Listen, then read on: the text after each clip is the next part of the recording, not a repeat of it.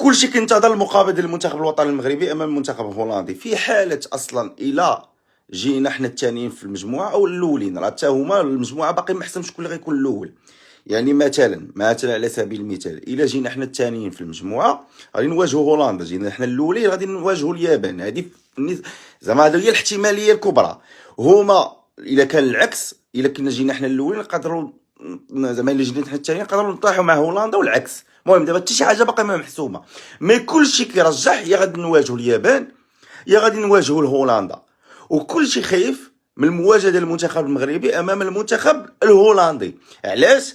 لان عطى واحد الخماسيه للمنتخب السويدي اللي عطى خماسيه للمنتخب التونسي. يعني المنتخب الهولندي ماتش على ماتش كيولي نسخه مرعبه، لدرجه ان كاين واحد السيد كيتوقع قال لك باللي المنتخب الهولندي هو اللي غادي يربح هذه النسخه ديال كاس العالم، وكاع التوقعات اللي كانوا قبل كان توقعهم صحاح، وهو كيتوقع على حساب الماتش وداك الشيء. فدابا الاخوان نجي ندويو في حاله الى طحنا مع المنتخب الهولندي شنو هما الحظوظ ديال المنتخب المغربي.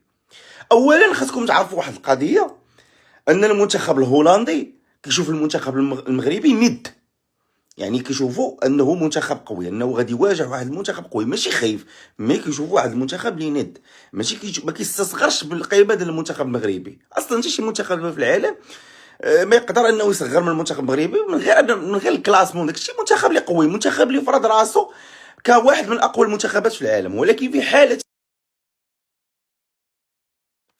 الى واجهنا هذا المنتخب، واش حنا عندنا حظوظ اننا نقدروا اننا نربحوا هذا المنتخب، هذا المنتخب القوي، هذا المنتخب اللي مرعب ان صح التعبير، المنتخب الهولندي. حنا المشكل ديالنا شنو؟ انا قبل ما نجاوب على هذا السؤال، دابا حنا كمنتخب مغربي شنو هو المشكل عندنا؟ بعد دوزيام ايكيب حنا ما عندناش بنك البدلاء. المشكل الاساسي اللي عند المنتخب المغربي ما عندناش بنك البدلاء، عكس المنتخب الهولندي. واخويا راه الاخر ديال الاخر، لا ديفونس لا هجوم، راه شي حاجه اللي طوب.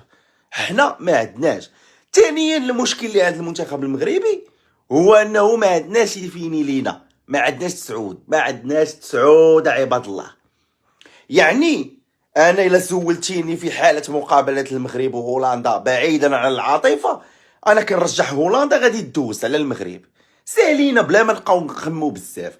والجابون والمغرب غادي نعطي الافضليه للجابون على المغرب. شي انا نقدر نقول لكم باللي الجابون تقدر تخاف منها اكثر من هولندا. الجابون راه ما كيضحكوش معلم، خصوصا داك المدرب اللي عندهم كيهز لهم 10 شي ارقام، هما ما عندهم شي خطط. الكره ما اكتشفت الخطط، اكتشفوها الجابون دابا. يعني واحد العالم الاخوان اللي صعيب بزاف. يعني المواجهه اللي غادي نواجهوا في الدور ال 35 اخويا راه الاخر ديال الاخر. الا دزنا على هولندا ولا الجابون راه حظوظ المنتخب المغربي وصل الفينال كترتفع معلم. علاش؟ لانك حيدتي واحد من اقوى المنتخبات المرشحه انها تربح هذاك الكاس العالم. شتي حنا فاش حيدنا اسبانيا من كاس العالم في 2022 اللي كانت مرشحه رقم واحد انها تربح كاس العالم، راه درنا انجاز عظيم. الا تخطينا عاوتاني العتبه ديال هولندا ثق بيا المنتخب المغربي غيمشي بعيد.